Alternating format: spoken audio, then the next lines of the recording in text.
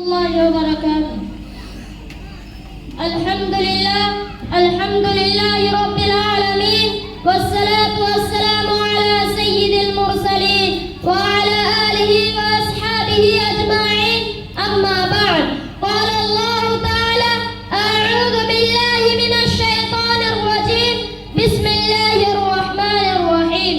الذين يأكلون الربا لا يقومون إلا كما يقوم الذي يتخبطه الشيطان من المس، ذلك بأنهم قالوا إنما البيع مثل الربا وأحل الله البيع وحرم الربا.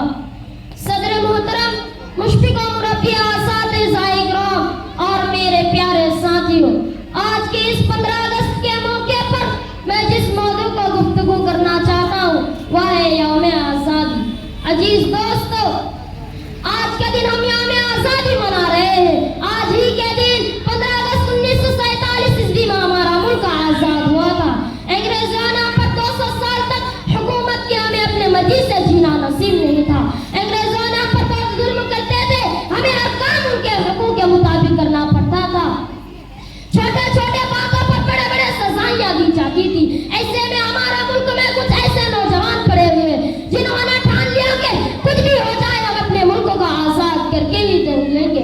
ان میں مہاتما گاندھی، جواہر لال نہرو، مولانا ابو کلام آزاد، بھگت سنگھ اور اشفاق اللہ خان جیسے ہزاروں افراد تھے جنہوں نے انگریزیوں سے ٹکر لے گئی. لوگوں نے اپنے جانوں کا نذرانہ پیش کیا.